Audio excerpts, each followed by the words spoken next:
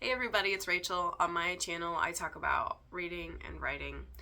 I've taken a little bit of a break because work and home was just crazy, but I'm back. I should be at a very regular schedule now, especially because I'm on my summer break.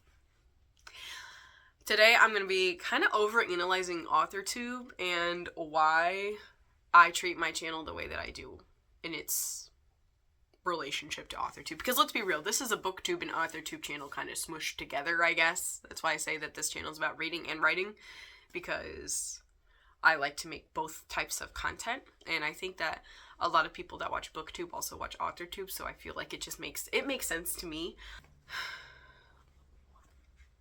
I feel like there's always a lot of discussion of like how useful AuthorTube channels specifically are. Like, I don't feel like we get that much with BookTube, but with AuthorTube, people kind of debate how useful the content is and how helpful it is, how, I guess, even relevant it can be. There's just people who really like and really dislike all the different types of AuthorTube content that's on there, which I think we can narrow down to like two different types. So the first one, you have writing and publishing tips. So videos where you have a content creator who is a writer or is, has published, and they go through the tips that have worked best for them to help other people get started on their writing journey and their publishing journey. You have those types of videos, and then you have like the writing and creative vlogs where you have somebody that's basically giving you insight to a realistic week in their like writing process or something like that. But yeah, people seem to love and hate both of those types of videos. I think it's just up to preference. So personally for me, I really like to watch those more like creative vlogs where people just take you through like a week in their life trying to write while balancing work and things like that, or studies. I really like content like that, so that's the type of content that I make. And that's that, I guess. But I think that if you kind of dive into like why on earth would you like to watch someone just like write something? I know it sounds like extremely boring, and that's why some people don't like them, and that's fair. Videos like that, first of all, I find them very relaxing a lot of the time. But more than anything, they really inspire me to be productive. I feel like seeing other people be so creative and be so excited about their own work makes me feel so refreshed and excited to get back to my work. I love to see also the discussion and the explorations of those little wins and struggles that we have as writers and as artists who are trying to create things in a very busy, hectic world. Especially now, like everything has been like side hustleified, and it's just hard to take time to do things that you're really passionate about, because like books you don't make money off of right away. Even if that is your goal, to make money off of them and make that your side hustle, it takes a lot of time to put together a book, right?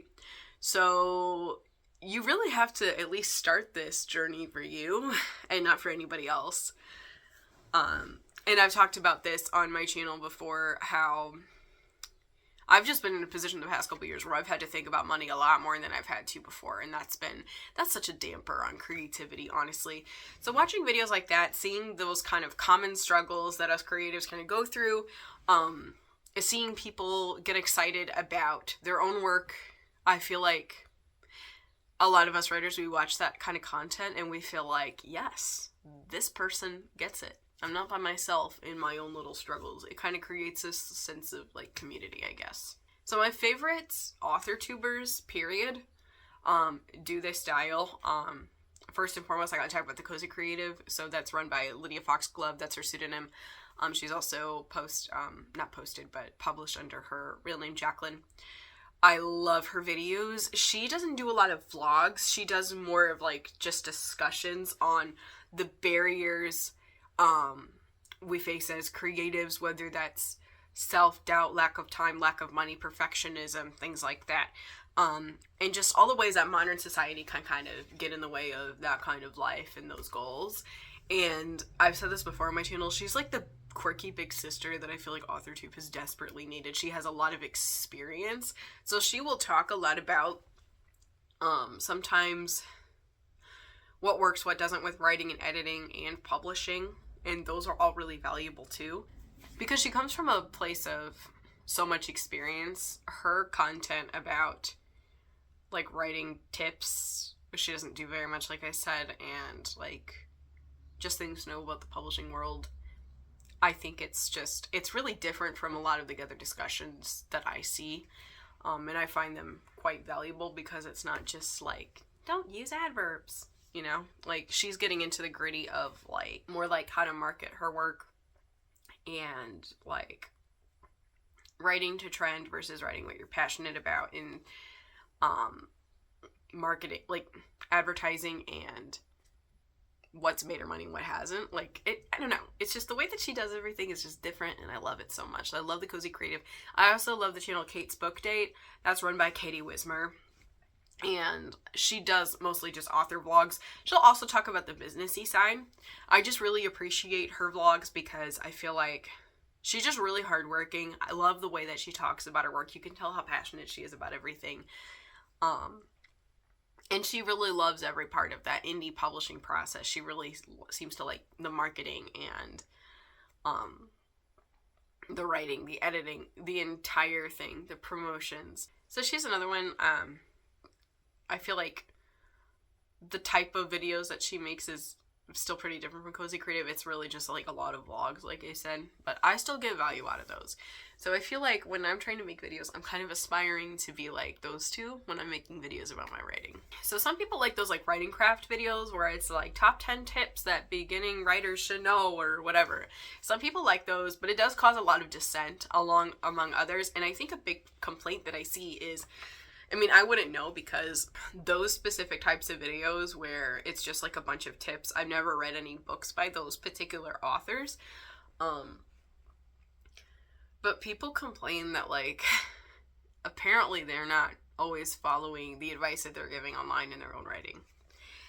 And, you know, obviously this is alleged. I haven't read these to find out for myself, but that's a big critique that I see.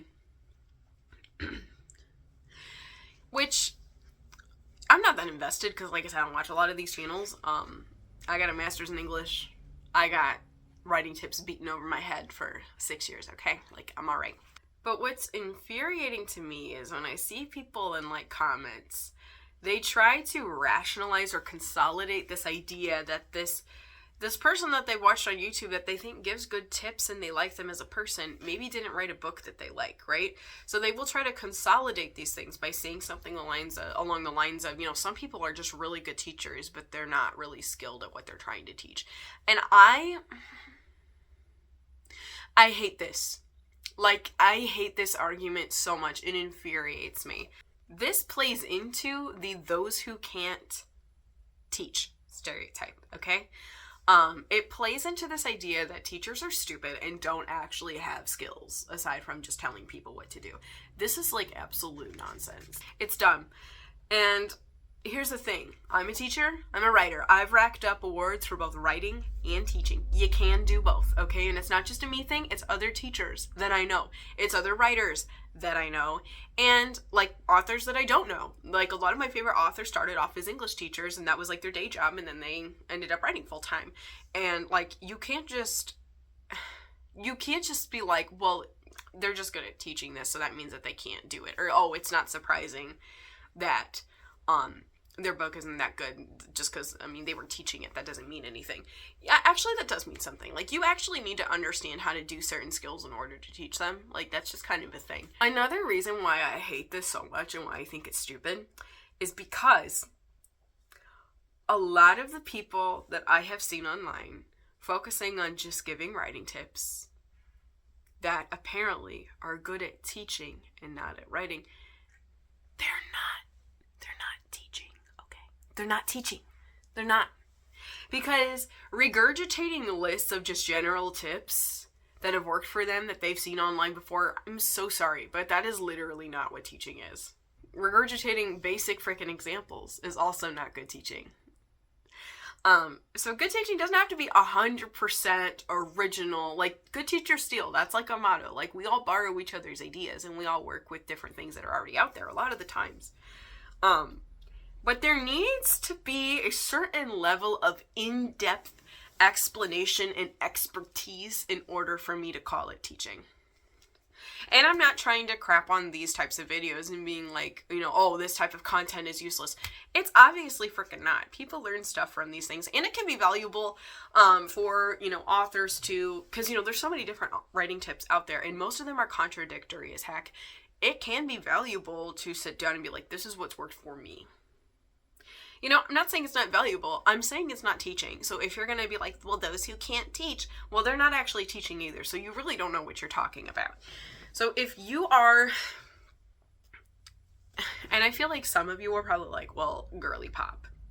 You are allegedly a teacher. You allegedly know what good teaching is. You allegedly can write. Why aren't you making this kind of content?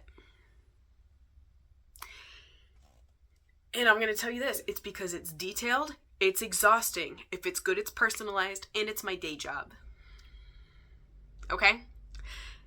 I'm not, unless there is later on, maybe I have a really large following later on and they want that kind of content, maybe then I'll make it, or maybe I'll do like a Patreon type thing. You know, I don't know. I'm not saying I'm never going to do it, but right now, absolutely freaking not. Because it would take so much precise editing work. Because the way that I know how to teach is face-to-face. I mean, I've done the virtual learning thing, and let me tell you, it sucked. It sucked. A lot of teachers will tell you that. Okay? So, it is so much easier to teach things like writing or reading and to do those things well in person. I need to do it in person because I need my stuff. I need my whiteboard. I need my Promethean board. Frankly, I need my students working on stuff. Because what I tend to do is I front load information and we go over certain things. I might show some examples, but the real magic is not that. And that's what you're probably going to see on YouTube. The real magic is when kids or students or whoever are working actively on something and asking for feedback, asking good questions, or when I'm going around and I'm monitoring and I'm catching little things. Hey, try it like this because blah, blah, blah. You can't really do that well on the internet.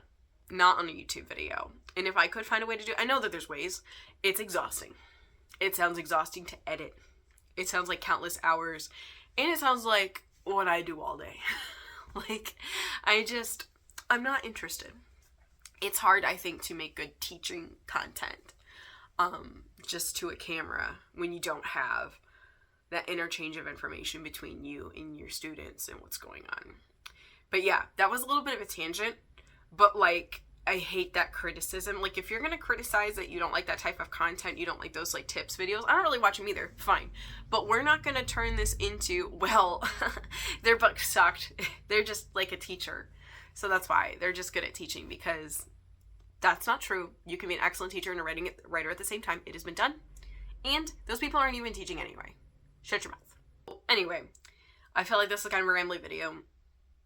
I think what we could get out of this is, like, AuthorTube is, like, really got specific types of content out there, probably two really broad strokes. And for these reasons, this is why I resort to, like, the writing vlogs, the discussions, and things like that. It's what I prefer. It's what I'm happiest doing. It's what I'm happiest watching. I mean, I hope that even though I'm not some mega successful person, I'm not even moderately successful, okay? I self-published one thing, and I won some writing contests, right? And I'm mostly just working on things all the time.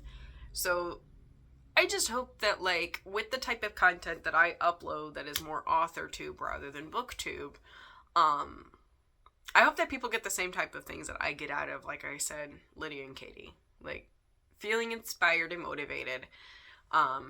Just feeling that kind of joy to see somebody doing the same types of things that you're doing with those same types of struggles and joys, right? So, I don't know. I hope that you get that from this and from these types of videos from me. So, like, let me know in the comments. I want to know if you watch AuthorTube much, what type of videos you tend to prefer, if there's anything that I'm not doing or showing you guys about my writing process or discussions that you would like. Let me know in the comments, because I want to know, and maybe we'll argue about it nicely. You know, we can argue and still be friends. We can disagree and still be friends. Okay? Okay. All right, I hope you guys are all doing well, and I will see you soon. Bye.